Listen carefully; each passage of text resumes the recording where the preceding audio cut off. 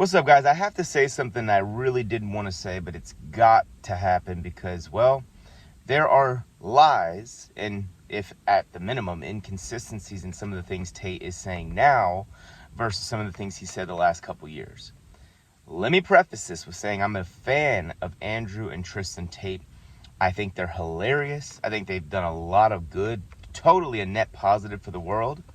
But I can't pretend that what they're saying is totally true, meaning, or I should say regarding, the coercion aspect. They definitely coerced some girls. I don't know if it was, look, he admits it on video, and they say that their charges are not about that, and if that's the case, well, fine, they should definitely be innocent, but we can't sit here and pretend as though Andrew didn't go on video and his PhD course, Pimpin' Hoes degree, and I know he didn't mean it like that. He didn't mean literal pimpin', but what he said was, I would F these girls, right? Get them to like me, get them to fall in love with me so that we could make money together, get rich together. You might say there's nothing wrong with that. I think it's immoral, but I also don't think it's anything different than what women do to men on in a relationship, basically any relationship in terms of at least a high value man. The point is this, though. Why do you think Andrew and Tristan have abandoned the red pill publicly? They've abandoned the red pill publicly. They've eliminated conversations with, at least public conversations with Fresh and Fit. They've eliminated conversations with Sneeko. They've denounced the JQ in Fuentes. And to me, the reason they've done all that is because they know that they can't hold those positions publicly while this case is going on, because that really easily ties right back into what Andrew said about coercing women into working for him. It's literally what he said. It's not taken out of context. He said that, okay? Now, again, big fan of the Tates. I don't think that they're bad guys. I think that what they did was a little bit immoral. It was immoral, okay? But I do think it was the past. But the other thing that bothers me is this. They say, I've heard them say two different time frames on this. I've heard them say that they stopped the webcam business 5 years ago. I think Tristan just tweeted that yesterday. I've also heard, at least this is the best of my recollection, I could have swore I heard Andrew say they stopped it 7 years ago. And this was a while ago where he said that. So, I don't know. I don't know which is true. But I don't think they stopped. I don't think it was 5 years ago. I don't think it was 7 years ago. I think it was maybe like 2 years ago, right? Because think about it like this. They made their millions, their first fortune, off of the webcam business. That's from their own words, right? They also just got popular enough to make real, to really monetize Hustlers University a year and a half ago, something like that, maybe even less. So once they started making that Hustlers University money, it would not surprise me at all if at that point they said, hey, let's forget the webcam stuff. That would not surprise me, because if you're making $5-10 million a month off HU, I mean, you might as well get rid of the webcam, just because it's like, we're starting to become more godly people. Let's get rid of this because we've got, our income is by far more than supplemented with HU. Let me also say this. I would totally understand if they were deliberately lying about that, the time frame, just because it's, just to kind of put some distance in between when they were doing the webcam and this legal case or whatever. But I see people, and this is what really made me, sort of triggered me, is obviously, this from Trump supporters, people that have derangement, what is it called? Derangement Trump syndrome or whatever, TDS, Trump derangement syndrome. Those people will literally find a negative in anything Trump does.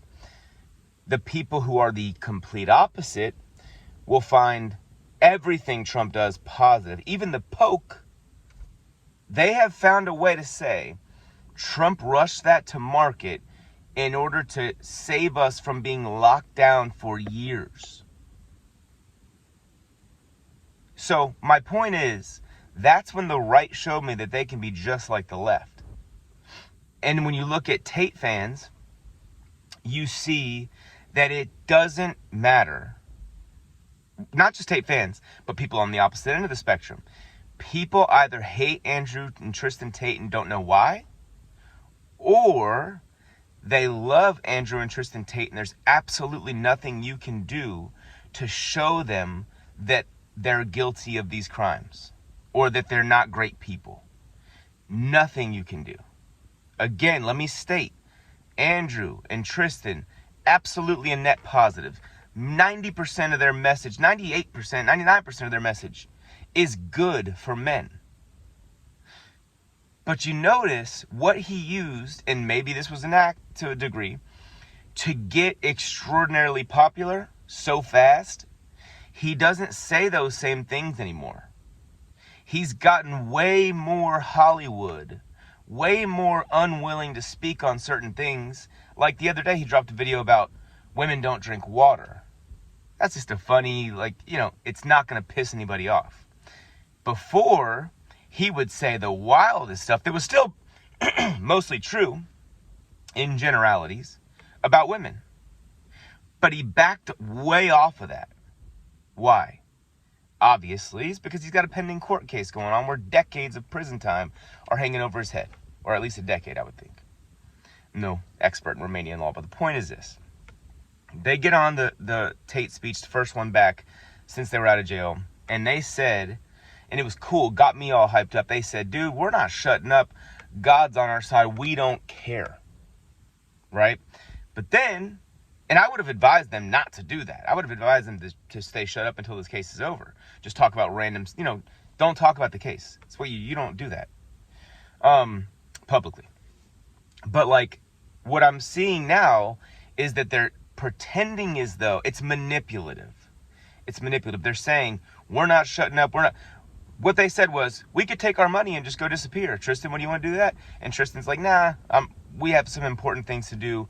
We're influential. We're doing good for the world. We have God on our side. And then they come out and they denounce JQ, unless you're a billionaire. What? Calls Nick an incel, but they say they're godly men. Nick is waiting until marriage to have sex. As a godly man, you would definitely respect that. You wouldn't say, I'm over here, dating these beautiful women and da-da-da, while Nick is an incel. And it's like, well, Nick is who you pretend to be. I don't agree with everything from Nick, by the way. I think he's very authoritarian. His politics, to me, I don't agree with fully. There's a lot of stuff I do agree with, though. Like he said, he thinks the Tates should be in jail for what they did in terms of the webcam business. I completely disagree. I'm very libertarian. I'm like, dude, if you're not hurting anybody, go for it. Shouldn't be illegal. Shouldn't put people in jail unless they're actually hurting someone, whether it's violence, SA, or stealing from them, right? Those are the only things I really care about. So in terms of where I want the law to step in. So to me, when I look at them, I'm seeing very subtle changes. And again, I understand where they're coming from. But I am also not going to pretend that they do no wrong and that everything that they say is the truth. It's not. Point blank, period. There have been clear lies. When Andrew got the interview when he was interviewed by the BBC, he was interviewed by them.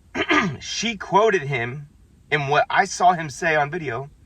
And she said, this is on your website. And he said, no, it's not. I never said that. Something along those lines, he said. He did say that, what she quoted. And, I don't like people saying that he's a physical abuser, because that girl, and we have to give her the benefit of the doubt, it's her body, it's her experience. She's the only witness there. She said when he hit her with the belt that was their kink. Look, who am I to try and read between the lines and say she's lying? She said it multiple times. She's come out and made multiple videos about that. A lot of people that have been approached allegedly by the media, different media sources, I wonder who owns those media sources, by the way. But anyway, who have been approached by the media have declined to say negative things about Andrew and Tristan. People that really know them, and I'm not talking about Fresh and Fit and Sneeko. I'm talking about like the Sartorial Shooter and that Rory guy on Twitter. People that really seem to know them and have history with them speak so highly of them. So it leads me to believe that it's very likely that there's very good people, and even with webcam stuff, they're good people. They're good guys, I think. But I do not and will not. I'm not an idolatry. I'm not I don't idolize human beings. I'm not gonna pretend that what I saw them say on video didn't happen because Andrew says it didn't happen now. And I advise you to not be that, because even though the people that think Andrew's the worst person on earth are NPCs, the people that think Andrew and Tristan can do no wrong are also NPCs. Not only can do no wrong, but have done no wrong. Those are NPCs too. And so, to me, that's just kind of like how I feel. I think that I'm being fair. I think what I'm not doing is ignoring what I've seen with my own eyes and desperate. A lot of times people that are fans of them are so desperate to not be cut out by them, right? Because they're so famous now, and they're cool guys, they're rich, they're 99% of their message is awesome. But I am not ever going to bite my tongue and just 100% blindly follow any human being. And I would suggest you do the same thing. I also don't like how Andrew and Tristan, as I mentioned earlier, basically have completely stayed away from Fresh and Fit and Sneeko and the people that really had their backs while they were locked up, while doing interviews with the BBC, agreeing to do more interviews with mainstream media if they pay them a certain amount of money and bring them chocolates. And then having the interview with Patrick Bet-David and Tucker Carlson, that just shows me is like those guys have more clean reputations, so the Tates will talk to them. For some reason, they think, in my opinion, they think that winning in the court of public opinion is the most important thing they can do right now. They really are obsessed with this PR and in terms of like I think directly how it ties to their case. So I think that's a bit, I don't think that's the right move, but hey, I don't think the Romanian authorities give a damn what, the overwhelming majority of people on Twitter think. I don't think they care, right? Or people that are subscribers to PBD, or Tucker Carlson. I don't think that the Romanian authorities care what they think. I think the Romanian authorities have been told to put these guys in jail, or at least to fuck with them as much as possible, if not put them in jail. And I think they're doing that. I don't think it matters what the public opinion is. So, yeah. But look, guys, again, I'm a fan of the Tates. Look back at my previous videos. I was vouching for them and sticking up for them to the max the whole time they were in jail and before. And after. But I'm just not going to sit here and pretend as though everything they're saying is true, because it's not. It's not. I'm also not going to pretend that the physical abuse characterization is a fair one, because it's not. I'm not going to pretend that they were literally, the T-word women, like, against their will using physical force, because there's absolutely no evidence of that. But I'm also not going to sit here and be an NPC in the reverse way that the people that hate Tate are. So, anyways, if you enjoy the content, subscribe, ring the bell. I'll talk to you later.